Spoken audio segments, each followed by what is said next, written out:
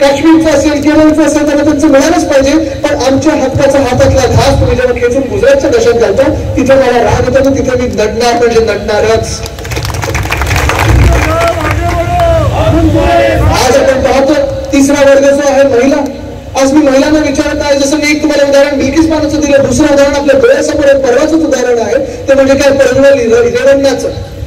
त्याचं नाव घ्यायला देखील आम्हाला लाज वाटायला लागली नाही. कितीतरी त्याचे व्हिडिओ आलेले आहेत, कितीतरी त्याच्या टेप्स आलेले आहेत, अजून किती किती काय काय करून ठेवले कुठच्या कुठच्या राज्यामध्ये आम्हाला माहिती नाही. पण ह्या व्यक्तीला तिकीट दिलं, जिंकवण्यासाठी प्रधानमंत्री मोदींनी स्वतःहून सभा घेतली, अनेक भाजपाचे नेते तिथे गेले, सभा घेतली, मतदान झालं आणि त्याला पळायची मदत केली. और तुम्हाला सांगतो अनेक असे विरोधी पक्षातले नेते जसं आज अरविंद केजरीवाल साहेब आहेत, कितीतरी नेते संजय राऊत साहेब आहेत, हे सांगतात की आम्ही तुमच्या ऑफिसमध्ये येऊन उत्तरं देऊ, तरी अटक केली जाते. पण रेवंत सारख्या राक्षसाला पळण्याची मदत करते. आज तो कुठच्याही देशात गेला असेल, तिकडच्या बायकांची मला भीती वाटते की काय तर बायकांचं होणार, तिथं महिलांचं काय होणार. तर असा राक्षस जेव्हा फिरतो आणि एखाद्या पक्षात असतो, राजश्री मिळतं त्याला, तेव्हा आपला समाज हा समाज कुठेतरी आपल्याला वाटतं की भीतीदायक होत चाललेला आहे. पण आज मी तुम्हाला विचारत आहे की प्रज्वल रेवंतचं उदाहरण आहे. आपल्या राज्यामध्ये 2 असे मंत्री आहेत ज्यांनी महिलांवर अत्याचार केले, शिवीगाळ केलेली आहे, त्यांना गेट आउट करायला पाहिजे होतं, पण आज मंत्रिमंडळात बसलेले आहेत. आज मी महिलांना विचारतो, तुम्हाला या भाजपाच्या राजवटीत सुरक्षित कधी वाटणार आहे का? वाटणार नाही वाटू शकत. आणि जर महिला सुरक्षित वाटत नाहीये, त्यांना रोजगार नाहीये, शेतकऱ्यांना हमी भाव नाहीये, तसं आपल्याला सर्वांना चौथा वर्ग आपल्या सर्वांना करून टाकलेला आहे. म्हणजे गरीब आज भाजपाने विचारलेलं आहे, सांगतात आम्ही चौथा वर्ग गरीब यांची सेवा करत आहे. मी तुम्हाला विचारत आहे, 2014 पासून जगणं सगळ्यांचं कठीण झालेलं आहे. 2014 मध्ये जे भाव होते, आपल्याला सांगितलं होतं की महागाई कमी होईल. त्यावेळी शिवसेना आणि भाजपची जेव्हा युती होती, काँग्रेसने अर्धा रुपया वाढवला, युपीने 1 रुपया वाढवला, तरी आपण रस्त्यावरचो, आंदोलन करायचो, मोर्चे काढायचो, जेलमध्ये जायचो, लाठीकाठी खायचो. हे भाजपाने नाटक करायचे, लाठीकाठी खायचे आणि पहिले पळून जायचे. शिवसैनिक केसेस घ्यायचे अंगावर. पण तुम्ही मला सांगा, 10 वर्षाचं सरकार बघितल्यानंतर, 10 वर्षाची हुकुमशाही बघितल्यानंतर जे निर्मलाताई सांगत आहेत, मागच्याच आता अर्थसंकल्प सादर केला जानेवारीमध्ये, तेव्हा त्यांनी सांगितलं की आता आम्ही शोध लावलेला आहे की या देशात फक्त 4 जाती आहेत. 4 जाती म्हणजे कुठच्या? तर त्यांनी सांगितलं शेतकरी आहेत, महिला आहेत, युवा आहेत आणि गरीब आहेत, आणि आता आम्ही यांची सेवा करणार. आम्ही तुम्हाला विचारत आहोत निर्मलाताई, मग तुम्ही 10 वर्ष नक्की कोणाच्या मागणी कोणाची सेवा करत होतात? आज आम्ही भाजपाला विचारत आहोत की 10 वर्षानंतर जर तुम्हाला शोध लागला असेल की आमच्या देशातील 4च वर्ग आहेत, शेतकरी आहेत, युवा आहेत, महिला आहेत आणि गरीब आहेत, पण 10 वर्ष नक्की कुठच्या तुम्ही उद्योगपतींची सेवा करत होता जेणेकरून तुम्हाला हे 4 वर्ग आमचे दिसलेच नाहीत, आमचा भारत देश दिसला नाही. पण आज या 4 वर्गाची परिस्थिती काय आहे? आज शेतकरी तरी खुश नाही. जसं आज आपण पाहत होतो गेल्या 2-3 महिन्यापूर्वीच देशातल्या अनेक राज्यातून शेतकरी जेव्हा दिल्लीकडे निघाले होते, मोर्चा करून गेले होते, दिल्लीकडे एवढेच मागेला गेले होते की 2 वर्षापूर्वी आम्ही आंदोलन केलं तेव्हा तुम्ही सांगितलं होतं काळे कायदे मागे घेऊ, MSPचं देऊ, जे काही तुमच्या मागण्या त्या पूर्ण करून 2 वर्ष झाली. प्रधानमंत्री महोदय, तुम्ही एक तरी शब्द पाळला नाही. काहीतरी आम्हाला सांगा, हे शब्द तुम्ही पाळणार कधी? 10 वर्ष होऊन गेले सरकारचे. आम्हाला न्याय कधी मिळणार? शेतकऱ्यांना न्याय कधी मिळणार? 2014 तुम्ही सांगितलं होतं शेतकऱ्यांचं उत्पन्न आम्ही दुप्पट करून देऊ, पण अजून काही झालेलं नाहीये. कदाचित तुमच्या उद्योगपतींचं दुप्पट झालं असेल, जे काही झालं असेल ते झालं असेल, पण आमचं काय? तर ह्याच शेतकऱ्यांवर ह्याच भाजपच्या सरकारने, ह्याच केंद्र सरकारने लाठीचार्ज केला, गोळीबार केला. ड्रोन जी आपण फोटोग्राफीसाठी वापरतो इथे पण फिरला असेल, त्याच्यातून अश्रूधूर सोडले, पण या शेतकऱ्यांचं ऐकलं नाही. जर जे खेळे रस्त्यात लावले होते, जे सैन्य लावलं होतं ते खरं लडाख बॉर्डर लावायला पाहिजे होतं, चीनच्या बॉर्डरवर लावायला पाहिजे होतं. आज तेच खेळे, तीच फौज फाटा, तीच रणगाडी आपल्याला दिल्लीच्या बॉर्डरवर दिसले का? तर शेतकऱ्यांचा विरोध करायला. आज मी तुम्हाला विचारत आहे, ह्या शेतकऱ्यांना विचारत आहे की तुम्ही सगळे ह्याच भाजपाला मतदान करणार का? जो आपल्या अन्नदात्यावर लाठीचार्ज करतो, करणार नाही ना मतदान? करू शकणार आपण हे मतदान? एका बाजूला गेल्या 5 वर्षातून सुधारणा आपल्या महाविकास आघाडीचं सरकार असताना उद्धव साहेबांनी आपल्या राज्यातल्या शेतकऱ्यांना शब्द दिला होता की 2 लाखापर्यंत ज्यांची कर्ज ती कर्जमुक्ती आम्ही करणार, ती कर्जमुक्ती आपण करून दाखवली. याला बोलतात सरकार, याला बोलतात शासन, याला बोलतात ठाकरे गॅरंटी. आज दुर्दैव आपल्या देशाचं हे आहे की 2014ला जे जुमले होते त्याचं नाव फक्त बदललेलं आहे आणि गॅरंटी झालेलं आहे. जुमल्यांमध्ये आणि ह्यांच्या गॅरंटीमध्ये काही फरक नाहीये. पण ठाकरे गॅरंटी ही आहे की जे आम्ही सांगतो ते करतो. तर आपली संस्कृतीचं आपलं ब्रीदवाक्यच आहे, रघुकुल रीत सदाचारी आहे, प्राण जाय पर वचन न जाय. वचन दिलेलं आपण आणि तो तोडलं नाही. शेतकऱ्याला आपण कर्जमुक्ती दिली. कोविडचा काळ असताना अर्थचक्र बंद असताना देखील जिथे जिथे कर्जमुक्ती आपण दिली होती त्यानंतर देखील जेव्हा जेव्हा कुठचीही आपत्ती आली, मग गारपीट असेल, अवकाळी पाऊस असेल, सततचा लागणारा पाऊस असेल, दुष्काळ असेल किंवा वादळ असतील, तिकडचे आपण त्या शेतकऱ्यांना असेल, सगळ्यांना जे कोणी ज्यांचे बागायतदार असतील सगळ्यांना आपण जी काही मदत आपण करू शकतो. मी हे सांगत नाही की आपण खिशे भरून दिले, हे खोके दिल्यासारखं मी सांगू शकत नाही, पण जेवढी मदत आपण देऊ शकतो ती आपण दिली आणि ह्याला बोलतात सरकार.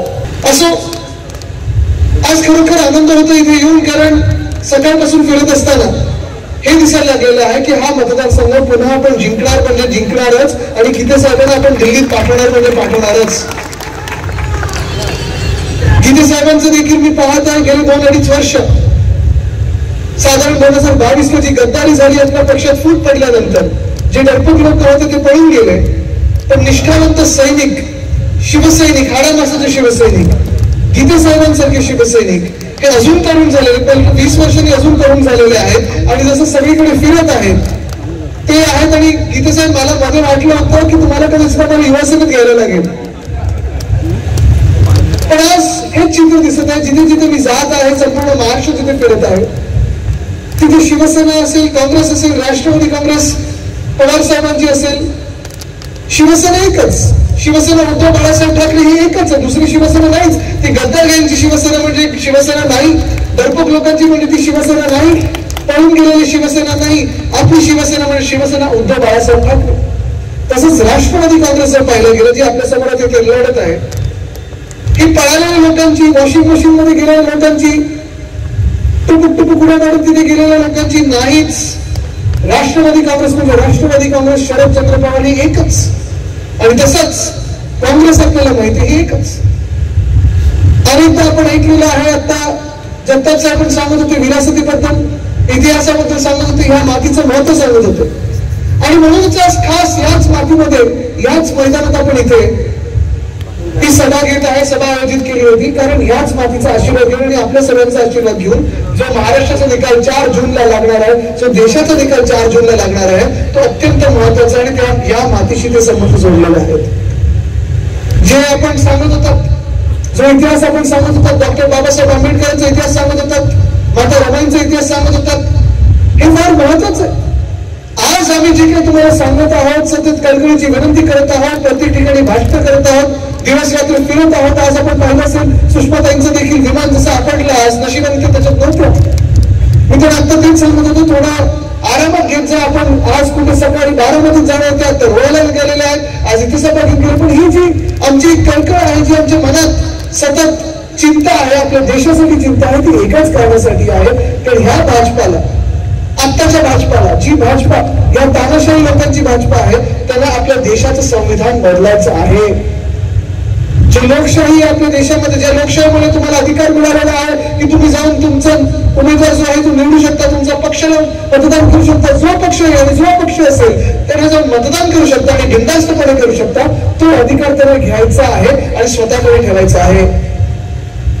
आज आपण पाहतो या देशामध्ये 10 वर्ष हुकुमशाहीची राजवट पूर्ण बहुमत भाजपाला मिळालेलं आहे. आणि 10 वर्षाच्या बहुमताच्या नंतर देखील, 10 वर्षाच्या सत्तेच्या नंतर देखील आज प्रश्न विचारत आहे की 75 साल में कांग्रेस ने क्या किया, 75 साल में कांग्रेस ने क्या किया, असा भाजपा प्रश्न विचारत आहे. त्याच्यातील 10 वर्षापूर्वी जर तुम्ही तोच प्रश्न विचारला असता की 65 वर्षामध्ये काँग्रेसने काय केलं, प्रश्न वास्तवचा प्रश्न चालून गेला असता. आहे जे काही केलं काँग्रेसने ते डोळ्यासमोर आहे आणि ते IIT असतील, IIM असतील, एम्स असतील, हॉस्पिटल असतील, शाळा असतील, कॉलेज असतील, ते आपल्या डोळ्यासमोर आहे. जिथे जिथे आपले वैचारिक वाद असायचे ते वाद मैदानात असायचे, पण वैयक्तिक वाद कधी नव्हता. आणि वंदनीय हिंदू समाज बाळासाहेब ठाकरेंनी देखील काँग्रेसला अनेक वेळा पाठिंबा दिला आहे. मग तो प्रतिभाताईंसाठी दिला असेल किंवा प्रणब मुखर्जी दादांसाठी दिला असेल, पण त्यावेळी आपण ओपन पाठिंबा दिला होता, जाहीर पाठिंबा दिला होता आणि त्यावेळी आपण त्यांना विजयी करून दिलं होतं. मुरलीबाई तर आहेतच, पण हे सगळं होत असताना आपण पाहिलं असेल, आज आपण विचारत आहोत किंवा भाजपा विचारत आहे की 75 वर्षात काँग्रेसने काय केलं. मी आज त्या भाजपाला विचारत आहे, जर 65 वर्षाचं तुम्ही विचारत होता 10 वर्षापूर्वी तर चालून गेलं असतं, पण ही मधली 10 वर्ष 65 वर्षाची आणि 75 वर्षाची नक्की राज्य कोणाचं होतं? गेल्या 10 वर्षात राज्य कोणी केलं या देशात? गेल्या 10 वर्षात पूर्ण बहुमत कोणाचं होतं? 10 वर्ष लोकांनी विश्वास कोणावर ठेवला होता? 10 वर्ष सरकार कोणी चालवलं? 10 वर्ष दिल्ली ते दिल्ली, दिल्ली ते दिल्ली प्रत्येक यंत्रणा हाती कोणी घेतली होती?